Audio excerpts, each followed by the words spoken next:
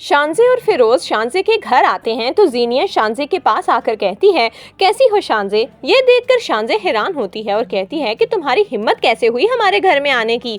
फिरोज भी ज़ीनिया को देखकर हैरान होता है और कहता है कि तुम यहाँ पर क्या कर रही हो। जिस पर ज़ीनिया कहती है कि अब आप लोगों को मुझसे तमीज़ से बात करनी चाहिए, क्योंकि शानज़े अब मैं तुम्हारी भाभी हूँ और भाभी के साथ इस तरह की टोन बिल्कुल भी अच्छी नहीं लगती। ये सुनकर शानज़े तो हैरान हो जाती है और कहती है, ये क्या बकवास कर रही हो, भाई ने तुम्हें छोड़ दिया था, क्या तुम भूल गई हो, और तुम्हारी दूसरी शादी भी हो चुकी है।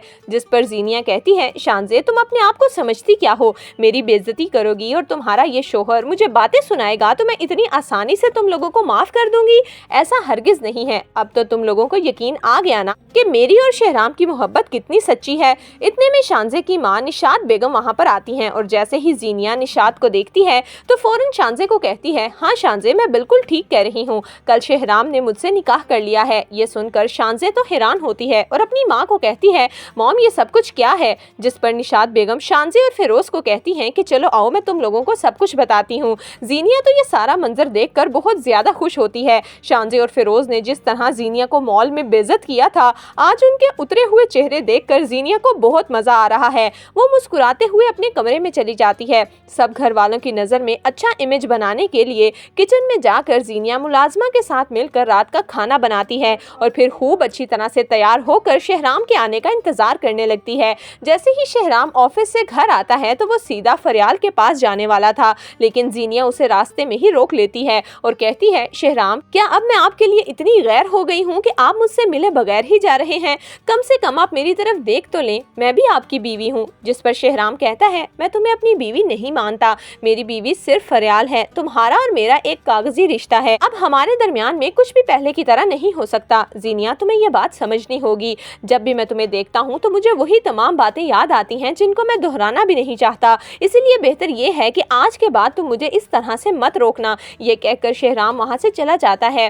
जब सब लोग खाने की मेज पर बैठते हैं तो ज़ीनिया सबकी प्लेट्स में खाना सर्व करती है। शहराम के माँ बाप तो ये देखकर काफी खुश हो जाते हैं कि ज़ीनिया को आखिरकार अपनी गलती का एहसास हो गया, लेकिन ज़ीनिया तो टेढ़ी हड्डी है, वो हरगिज भी नहीं सुधरने वाली। शाम की चाय शहराम अपनी अम्मी अब्बू के कमरे में पीता है। तभी ज़ीनिया कमरे के पास आकर कान लगाकर उनकी बातें सुनने लगती है। शहराम अपनी माँ को कहता है, मॉम मैं ज़ीनिया की वजह से बहुत शर्मिंदा हूँ, मैं उसे बोलूंगा कि आज के बाद वो घर में ज्यादा इन्वॉल्व होने की कोशिश मत करे। जिस पर शहराम का बाप कहता है, नहीं शहराम ऐसी बात हरगिज नहीं है, मैं तो हैरान हूँ कि ज़ीनिया में इतना बदलाव कैसे आ सकता है। उसने हम लोगों से माफी भी मांगी है और देखो आज सारा खाना भी उसी ने बनाया है और हमें कितनी अच्छी तरह से सर्व किया। मुझे तो ज़ीनिया का ये बदलाव काफी अच्छा लग रहा है। ये सुनकर शहराम कहता है, मॉम डैड आप लोग गलत समझ रहे हैं, ज़ीनिया कभी भी नहीं बदलने वाली, उसके अंदर का शैतान उसे हमेशा वर्गलाता ही रहेगा। जिस पर शहराम की माँ निशात बेगम कहती हैं कि नहीं बेटा, मुझे लगता है कि ज़ीनिया ने जितनी ठोकरें और अजियतें सही हैं,